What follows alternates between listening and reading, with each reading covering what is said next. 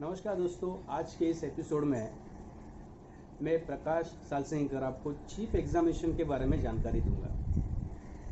देखिए, जब जब हम क्रॉस एग्जामिनेशन के बारे में सोचते हैं तब तक हमें चीफ एग्जामिनेशन के बारे में बारीकी से सोचना ज़रूरी है, क्योंकि अगर चीफ एग्जामिनेशन ही स्ट्रांग नहीं है तो आपको क्रॉस करने में ज़्यादा मेहनत नहीं आएगी। चीफ एग्जामिनेशन का मतलब जो पार्टी का विटनेस है उस पार्टी के लॉयर द्वारा उसको विटनेस बॉक्स में डालने के बाद जिस पॉइंट पे उस विटनेस को बुलाया है उसकी जानकारी उसने देना, यानी चीफ एग्जामिनेशन है।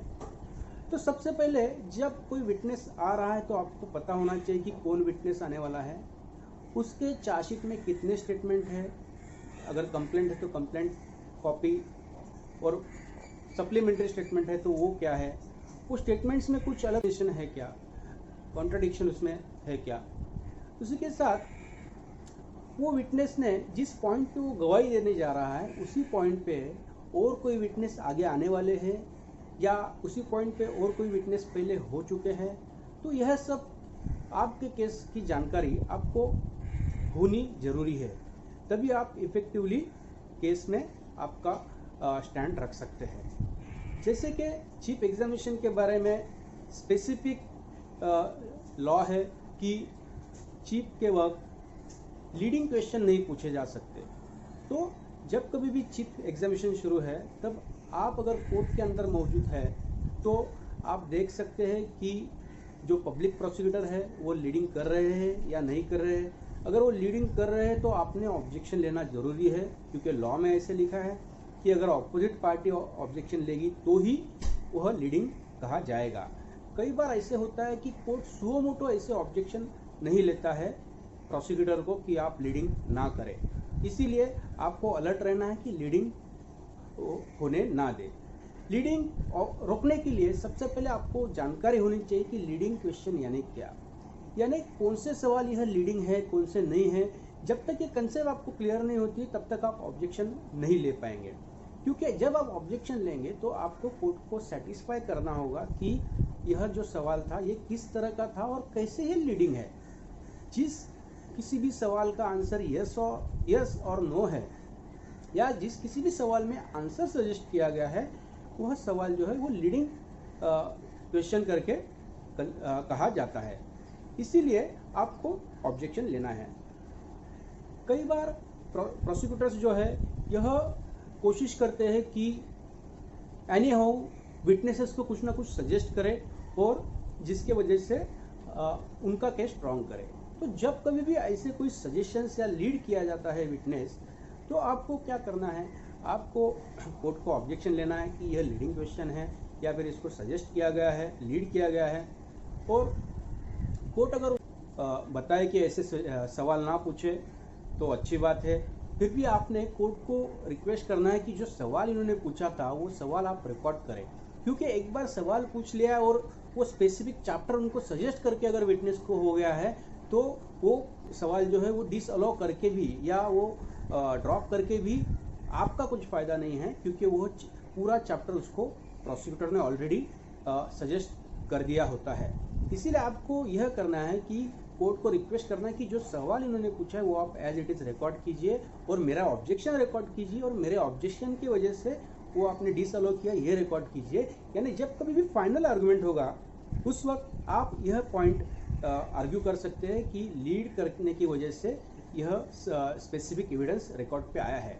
अगर आप ऐसा नहीं करते हैं तो जब फाइनल आर्गुमेंट के स्टेज पे आप जाएंगे तब आपके हाथ में कुछ नहीं होगा कि प्रोसिक्यूटर ने लीड किया था या नहीं किया था।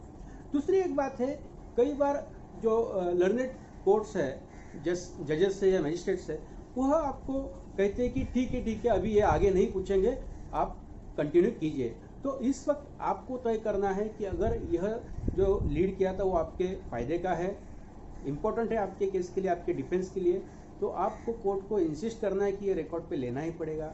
अगर फिर भी कोर्ट नहीं रिकॉर्ड पे लेता है तो आपको कोर्ट को राइटिंग में सवाल देना है, राइटिंग में लिख के देना है कि आज प्रोसिक्यूटर ने चीफ के वक्त ऐसे ऐसे सवाल पूछा, मैंने ऐसे ऑब्जेक्शन लिया और आप रिकॉर्ड पे नहीं ले रहे इसलिए मैं राइटिंग में दे रहा हूँ। ऐसे होता है कि ये एप्लीकेशन आपका राइटिंग में चला जाएगा तो इसका बेनिफिट आपको end of the day case के फाइनल आर्गुमेंट में होगा।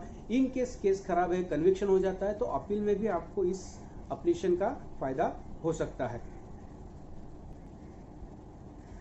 देखिए, अगर आप राइटिंग में देते हैं कि प्रोसिक्यूटर ने लीड किया है, तो प्रोसिक्यूटर भी आगे से लीड करने में सोचेगा।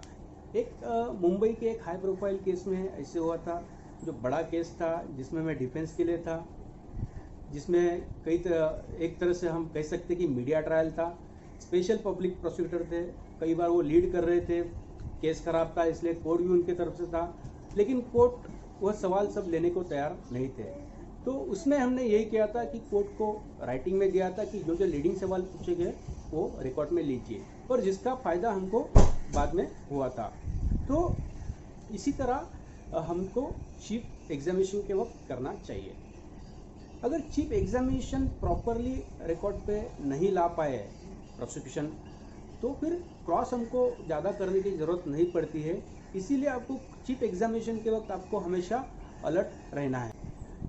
कभी कभी विटनेस खुद होके कुछ चीज़ें वॉलंटियर करता है, तो उस पर ध्यान देना है कि ऐसी कौन सी चीज़ें हैं जिसको विटनेस ने वॉलंटियर किया और उस वक्त प्रोसिक्यूटर ने उसको रोकने की कोशिश की।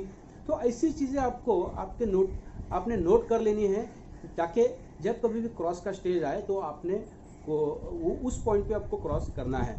यानी आपको चीफ के वक्त ये पता चल जाएगा कि किस बात को सामने लाने के लिए प्रोसिक्यूशन आगे पीछे सोच रहा था। इसीलिए आपको चीफ एग्जामिनेशन के वक्त होना जरूरी है। उसी तरह क्या बताया गया है चीफ एग्जामिनेशन के वक्त, यह सब आपने नोट कर लेना है आपके डायरी में, ताकि आपको क्रॉस करने में आसानी होगी।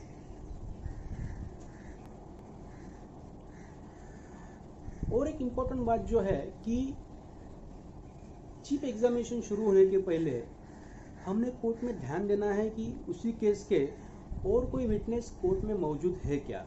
अगर ऐसे कोई विटनेस कोर्ट में मौजूद है और उनका एविडेंस रिकॉर्ड करना बाकी है, तो आपने कोर्ट को रिक्वेस्ट करना है और कोर्ट के परमिशन से उनको कोर्ट के बाहर निकालना है।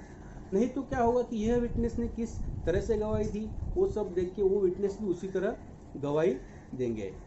इसीलिए आपने कोर्ट में वो देखना है। चीफ एग्जामिनेशन के वक्त आप अगर कोर्ट में मौजूद है, तो आपको ध्यान में आ जाएगा कि कोई विटनेस यह हैबिचुअल विटनेस है, स्टॉक विटनेस है या जेन्युइन विटनेस है। तो इसी तरह चीफ के लिए हमने यह डूज एंड डोंट्स फॉलो करने चाहिए। कई बार हम बिजी होने की वजह से हम चीफ रिकॉर्ड कर लीजिए बाद में क्रॉस लेंगे, ऐसा करते हैं। तो ऐसा मेरे ख्याल से ऐसा है कि ऐसा हमने नहीं करना चाहिए। तो दोस्तों, अगला जो है एपिसोड, यह मैं क्रॉस एग्जामिनेशन में क्या डूज एंड डोंट्स फॉलो करना है उसके बारे में बनाऊंगा। तो आपको ये वीडियो अच्छा लगा तो आप लाइक कीजिए। Thank you.